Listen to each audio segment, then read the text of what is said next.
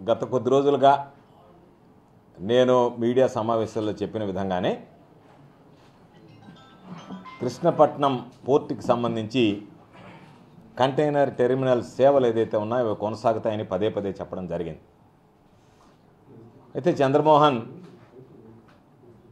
కొన్ని పత్రికలు కొన్ని కాగితాలు తీసుకొచ్చి కంటైనర్ సేవలు నిలిపివేస్తున్నారు అని రకరకాలైనటువంటి ప్రచారం కాదు, దుష్ప్రచారం, అంటే ఉన్నది లేనట్టుగా లేనిది ఉన్నట్టుగా చేసేటువంటి ప్రచారాన్ని దుష్ప్రచారం అంటాం. దుష్ప్రచారం చేయడం జరిగింది.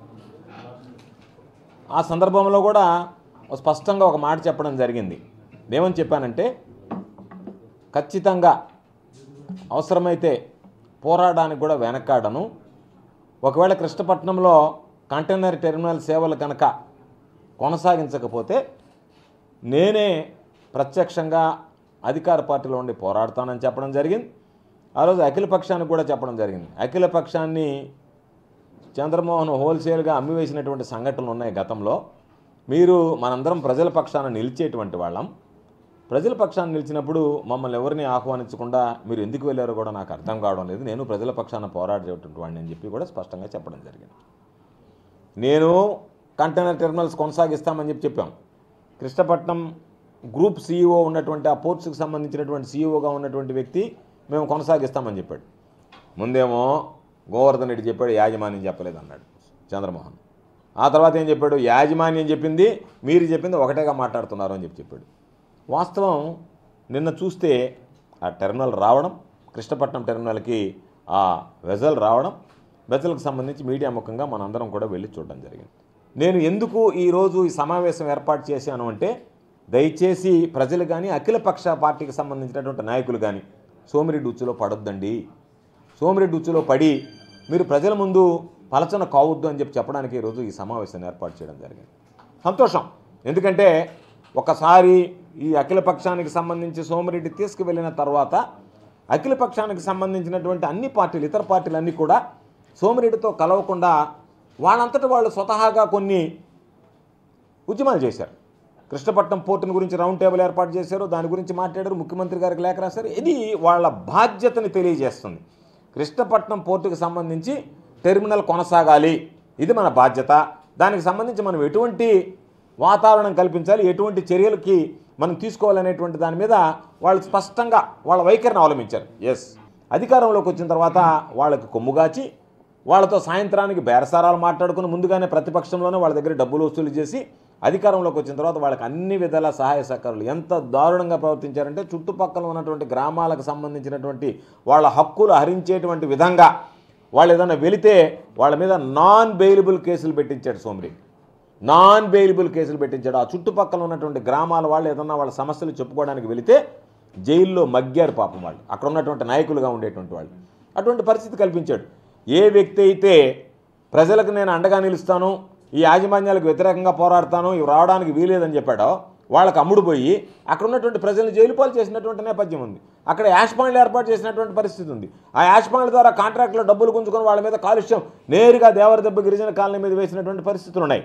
కాబట్టి నేను చంద్రమోహన్ని కోరుకునేది, వద్దు చంద్రమోహన్, నువ్వు 5 కోట్లకో 10 కోట్లకో ఆశపడి 5 కోట్లకో 10 కోట్లకో నువ్వు ఆశపడి ఒక సంస్థ ఈరోజు అభివృద్ధి చెందుతుంటే పోర్టు, దాని మీద నువ్వు లంచం కోసమో లేకపోతే నీ అవినీతికో లేకపోతే నువ్వు చందాలకో వాళ్ళ మీద అబండాలు వేసి ఆ పోర్టును మూసేస్తే నీకు కనీసం ఆ రోజు జీజారావు చెప్పినటువంటి మాట ఒక్కసారి నువ్వు గుర్తు తెచ్చుకుంటే, తల్లి లాంటి పోర్టు మీద నువ్వు అబండాలు వేస్తున్నావు గుర్తుంచుకొని అన్నాడు ఆయన. వాస్తవమే, ఒక అభివృద్ధి ఎంత కష్టపడితే ఒక అభివృద్ధి అనేటువంటిది ఈ ప్రాంతానికి వస్తుంది. ఇన్ని పరిశ్రమలు వస్తాయి.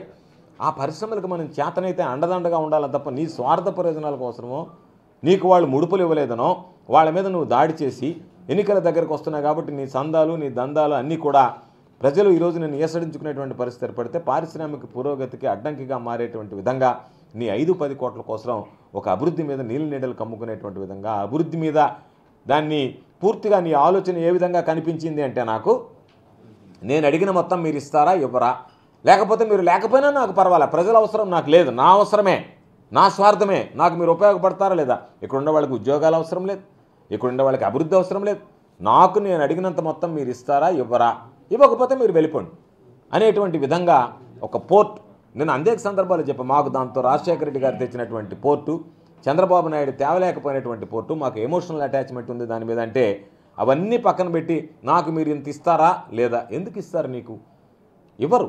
ఎందుకు ఇవ్వరంటే వాళ్ళకు ఉన్నటువంటి ధైర్యం. ఈరోజు వైఎస్ఆర్ కాంగ్రెస్ పార్టీ ప్రభుత్వం ఉంది, పాపం చంద్రమోహన్ రెడ్డి మాట్లాడుతున్నాడు, నేను వస్తే నువ్వు ఏడుకొస్తావు, నీ ప్రభుత్వం ఏడుకొస్తుంది.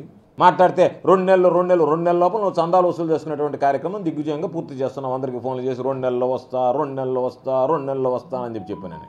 ఇప్పుడు ఒకవేళ నువ్వు 2 నెలల్లో వచ్చేవాడు అయితే చంద్రబాబు ఫోన్ నాకే వచ్చింది, సర్వేపల్లి నియోజకవర్గ ఓటర్గా CVR కాల్. శాసనసభ్యుడు, సర్వేపల్లి నియోజకవర్గ శాసనసభ్యుడు మంత్రి కాకాని గోవర్ధన్ నా మీద చాలా చెలరేగిపోయి ఒక మాట అన్నాడు. ఇదేంటంటే నేను ఒకటి అడుగుతుండా, అదానీ పోర్ట్ని ఇతను నిద్రలేసి నకిలీ పత్రాలు, నకిలీ ఫోటోలు, నేను 7 గంటలకు మందు తాగుతున్నట్టు ఫోటోలు, నాకు 1000 కోట్లు ఉన్నట్టు, ఈయన జీవితమే నకిలీ. నిజం చెప్తాడా కాకాని గోవర్ధన్ రెడ్డి వ్యవసాయ మంత్రి? ఆయన ఎన్ని కేసుల్లో ఎట్టిరుకున్నాడు? అన్ని తప్పుడు పనులు చేసి, కల్తీ మద్యం, నకిలీ మద్యం, ఆయన జీవితం నకిలీ. నేనేమంటాను, ఈ కృష్ణపట్నం పోర్టుకి ఎక్స్పోర్ట్ అండ్ ఇంపోర్ట్ ఎన్ని కంపెనీలు? MSC, మియాసెక్, Hyundai, Hapag Lloyd, One Line, CMA, CGM, ఈ కంపెనీలన్నీ మీకు లైనర్స్గా మీరు వెజల్స్ తీసుకొచ్చి అక్కడ ఇంపోర్ట్ చేసి వస్తువులు ఏ ఇండస్ట్రీకి ఆర్డర్ చేస్తే ఇక్కడ దింపి ఇక్కడ నుంచి ఫుడ్ గ్రెయిన్స్ ఇతర దేశాలకి ఎక్స్పోర్ట్ చేస్తున్నారు. ఈరోజు ఈ కంపెనీలకి అదానీ పోర్ట్ నుంచి ఒక్కటి అడుగుతున్నామేమో, ఒక అఫీషియల్ మెసేజ్ అక్కడి నుంచి అదానీ కంపెనీ నుంచి ఈ కంపెనీలకి, అయ్యా కృష్ణపట్నం కంటైనర్ పోర్ట్ యథావిధంగా ఉంటుంది, లైనర్స్ ఎవరుండారో మీరు ఎక్స్పోర్ట్ ఇంపోర్టు ఈ కృష్ణపట్నం కంటైనర్ పోర్ట్ నుంచి చేసుకోవచ్చు అని ఒక్క స్టేట్మెంట్ అదానీ కంపెనీ ఇస్తే మేము నమ్ముతాం. నేను అన్ని సాక్ష్యాలతో కూడా చూపించా. అసలు ఒక మంత్రి ఇంత బరితెగించి అబద్ధాలు చెప్పటం, నువ్వు ఒక్క మాట చెప్పావు, కంటైనర్ పోర్టు ఇక్కడగానే కొనసాగకపోతే నేను ఎమ్మెల్యేగా కొనసాగను, మంత్రిగా కొనసాగను అన్నావు. నీ జీవితమే అబద్ధాలు, నీ జీవితమే అభూతి కల్పన, దోపిడీ. నిన్ను అసలు రాజీనామా చేయమంటాం. నీకు అసలు విలువలు లేని ఒక మంత్రికి, ఒక వ్యక్తికి ఆయన మంత్రి పదవి ఇచ్చాడు. అరే రెడ్ హ్యాండెడ్గా నా మీద 1000 కోట్లు ఇతర దేశాల పత్రాలు పెట్టిన కేసులో ఇరుక్కున్నాడికి మంత్రి పదవి ఇస్తావు.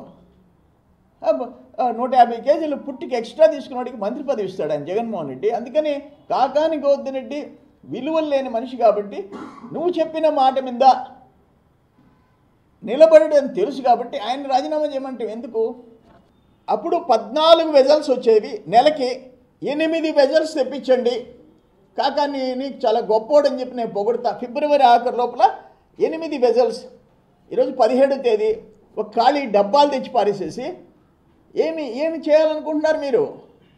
ఏమన్నా మీరు అంత అత్యంత ధనికుడు, ప్రపంచంలో ధనికుడు, మాకు నష్టం చేస్తుంటే కాకాని మీద కోపంతో కాకాని మాఫియా నిన్న ఏమన్నాడు, ఉద్యోగస్తుల్ని తీసుకొని పోతాను వెజల్ అని చెప్పి మాట్లాడావు. ముందు రోజు స్టేట్మెంట్ ఇచ్చావు. ఎవరిని తీసుకుపోయినావు? ఆ కంటైనర్స్ పోయే లారీలు నాపి లారీకి 5% బాడుగు మీద కంటైనర్కి ఇంత వసూలు చేసి కోట్లు దండుకున్న మాఫియాని పక్కన పెట్టుకున్నావు. మీడియాలో చూడండి, మాఫియాని పక్కన పెట్టుకున్నావు. నువ్వు ఆ ఉద్యోగాలు కోల్పోయిన వాళ్ళని తీసుకుపోయినావా? వాళ్ళకి చూపించావా? ఏంటి ఇది? నాకు అర్థం కాలేదు. మేము పోతే కంపెనీ మీడియా వాళ్ళు లోపలికి రాకూడదా? ఒకరో ఇద్దరు వచ్చి తీసేసుకు బయటకు వెళ్ళిపోవాలనా?